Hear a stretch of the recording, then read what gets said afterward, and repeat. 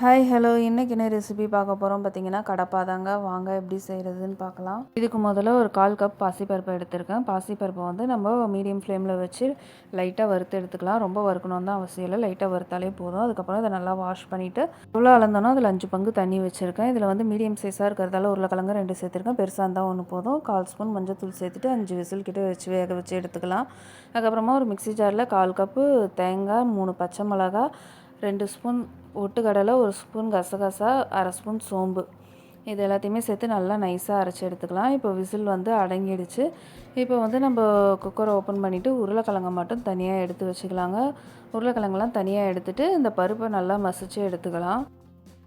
மசிச்சதுக்கப்புறமா அந்த ஸ்மேஷரில் கொஞ்சோண்டு தண்ணி ஊற்றி அலசி எடுத்துக்கலாங்க. இதுக்கப்புறமா ஒரு பேனில் ஒரு 2 ஸ்பூன் எண்ணெய் சேர்த்துட்டு எண்ணெய் சூடானதுக்கப்புறமா ஒரு 1/2 ஸ்பூன் சோம்பு சேர்த்து பொரிஞ்சதுக்கப்புறமா பிரியாணியில் பட்டை, கிராம்பு இதெல்லாம் சேர்த்துட்டு பொரிஞ்சதும் மீடியம் சைஸ் வெங்காயத்தை வந்து நீல வாக்கில் கட் பண்ணி வச்சுருக்கேன். ஒரு வெங்காயத்தை அதை நல்லா வதக்கிக்கலாம். பிங்கிஷ் ஆனால் மட்டும் போதும். தக்காளி சின்னதாக இருந்ததால் 2 எடுத்திருக்கேன். தக்காளி ரொம்ப வதங்கணும்னு அவசியம் இல்லை. இது 2 நல்லா வதக்கி விட்டதுக்கப்புறமா நம்ம மசிச்சு வச்சுருக்கோம் இல்லையா பாசிப்பருப்பு, அதை வந்து நம்ம இதில் இப்போ இந்த ஸ்டேஜில் சேர்த்துட்டு அதில் தண்ணி எவ்வளோ தேவையோ அதுக்கேற்ற மாதிரி நம்ம சேர்த்துக்கலாம்.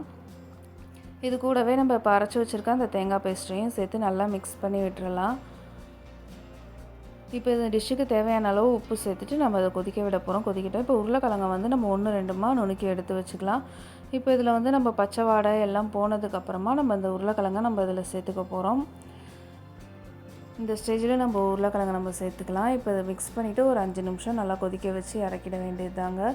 இறக்கும் போது கொத்தமல்லி தழை தூவி இறக்கணுன்னா சூப்பர் டேஸ்டியான கடப்பா ரெடி ஆகிடும். இது இட்லி, தோசை, இடியாப்பம், சப்பாத்தி, பூரி எல்லாத்துக்குமே நல்லாயிருக்கும். கண்டிப்பாக ட்ரை பண்ணி பாருங்கள். இது போல் நிறைய ரெசிபிஸ் பார்க்க என் சேனலை சப்ஸ்கிரைப் பண்ணி சப்போர்ட் பண்ணுங்கள். தேங்க்யூ ஃபார் வாட்சிங்.